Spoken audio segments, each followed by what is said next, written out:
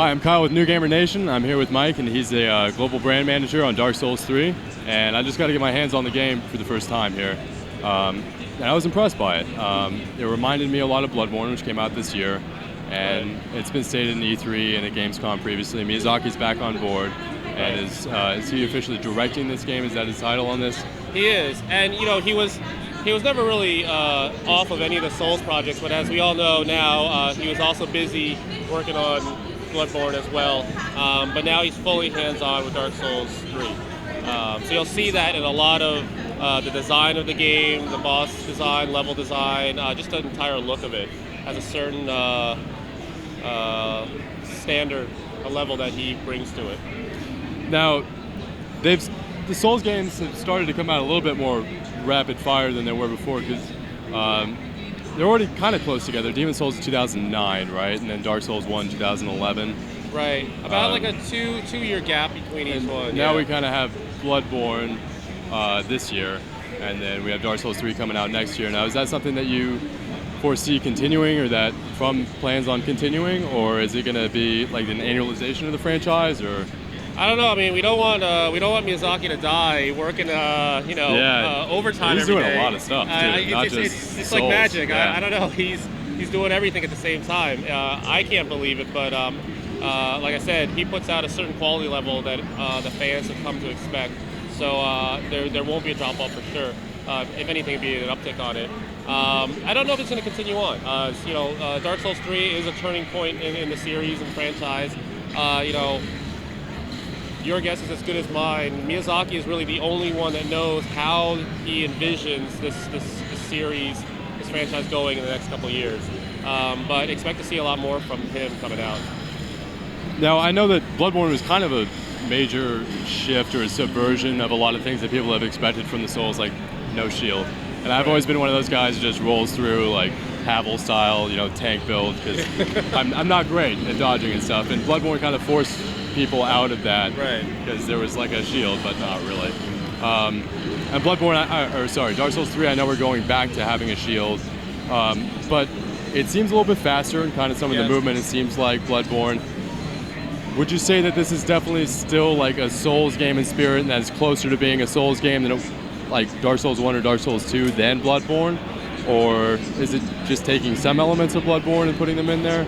Yeah, for sure. So you definitely noticed that the speed of gameplay was a little bit more picked up than the past Souls titles.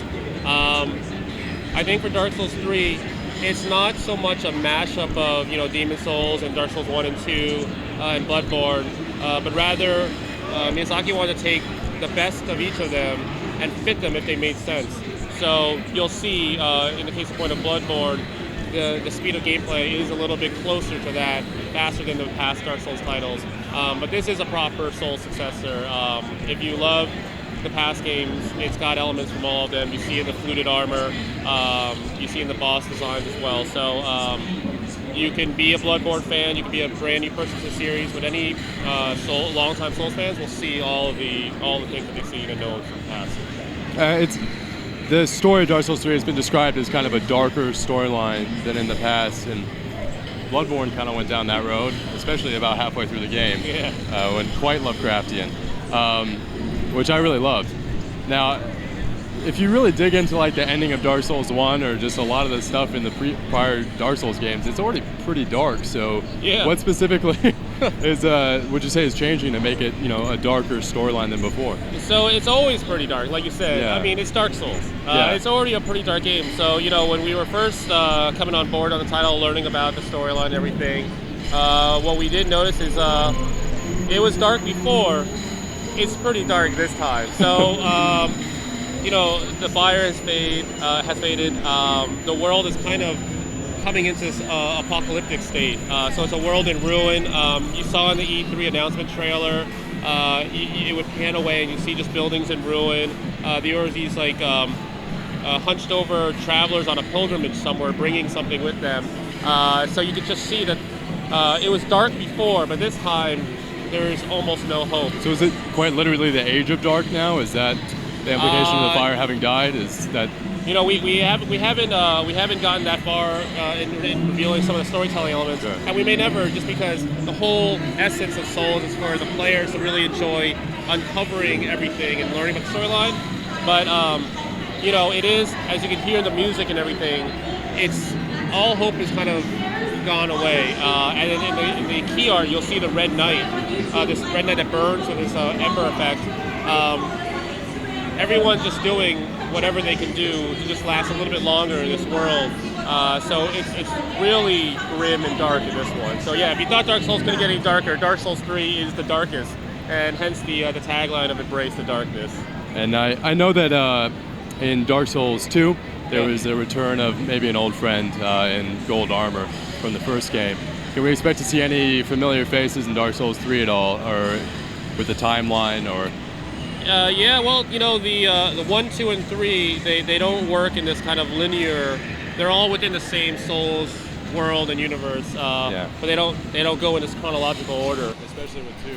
Right. Time a lot. So, you know, some people go like, what was it? Alternate reality? There's all these different theories, but you might. Okay. We're just not ready to yet divulge all the juicy details yet. Okay. And Bloodborne and Dark Souls are definitely separate universes, right? No crossovers there. Yeah, for sure, completely separate. I mean, what you'll see from Bloodborne is, for example, a quicker gameplay. But obviously, Miyazaki was deep in Bloodborne and he's deep on Dark Souls 3. You know, some have asked, you know, what made him, because he was a little bit somewhat missing from Dark Souls 2. Right, yeah. It felt like a different game in a lot of ways. You know, a lot of people love 1, a lot of people love 2. I think they're both great games, yeah.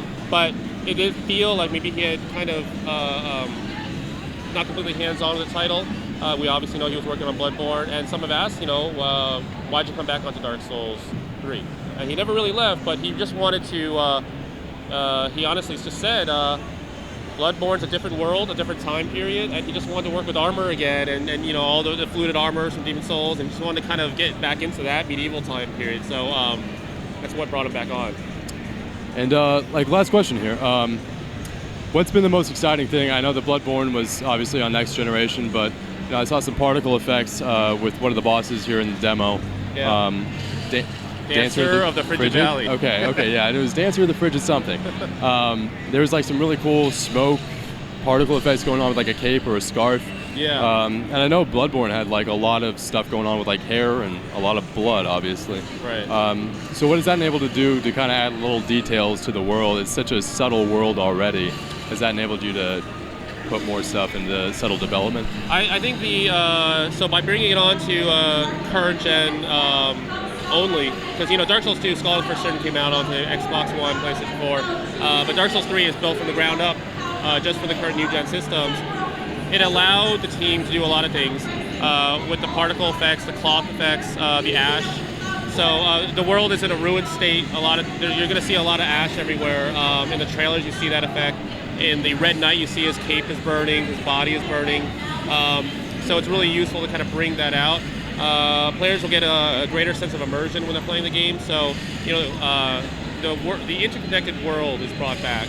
So what you can potentially see at a distance, you can travel to. So that's a huge level of exploration, and everything is in real-time rendering. So all of that because it's starting from the current new gen system.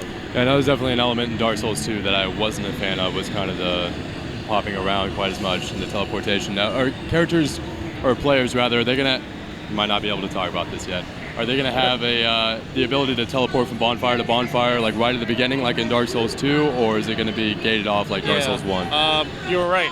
We can't talk about that yet, but yeah, for sure, that was one of the things a lot of fans like, interconnected worlds. So that's what, you know, trying to bring back the best of each of the games. So that's one thing that maybe was missing, bring that back in. So the scale of this world, it might not be the largest of the worlds, but it's a very dense world. So more, if you think about it, it's more like a town, less like a country. So whatever you can see in the distance, you can travel to. So you get this really dense world, but it's not just spread out across all these different areas. Yeah, I noticed it kind of had a little bit more life in it. I saw some, I didn't get that far because I'm bad. but I saw some like patrolling enemies and stuff like that, kind of taken from Bloodborne, that made it feel a little bit more alive maybe than just the static enemy placements in past games. Yeah, I think some people thought, are they just going to get bigger bosses, the same thing, just like a huge knight or whatever. But as you saw in the Dance of the Frigid Valley, once you get Miyazaki-san back on board, everything's going to have a unique design to it. So case in point, that one, the boss kind of moves around this kind of dancer-like movement. So that makes it really hard to kind of tell. It doesn't really telegraph its moves, Yeah. so you have no idea where it's going. And then when it kind of heats up in the middle, it's got two weapons. So so everything's going to be unique for this one. Out of curiosity, I know that like a great tactic in the past has kind of been like circle around to the right or the left side and hit bosses in the back. It works a lot of the times. Has there been anything done to like kind of avoid that or screw over players who are trying to do that? It's in our trailer. The backstab is there. I mean, it's still there, but it's definitely a lot harder to do, but it's still there. Not as easy as in the past. Okay. Yeah, I mean, they definitely made it harder for Bloodborne. You had to kind of charge and then... Right. So the AI is improved, so it does get a little bit harder. You feel like every time you try to do that, it is a little harder to kind of get in the right position to do it. But it's still there. Okay. Well, I'm majorly looking forward to it. So Dark Souls 3 and it's coming out on PS4, Xbox One, and PC? And Steam, yeah. Okay. So that'll be early 2016, so pretty soon. Okay. And we'll be announcing a lot more updates at Tokyo Game Show. And then a bunch of really big announcements in October as well. Really big announcements. Looking forward to it. That's my birthday month. So oh, nice. Birthday present. That's a good gift. All right. Thank you so much for your time, Mike. Thanks. Have a good one.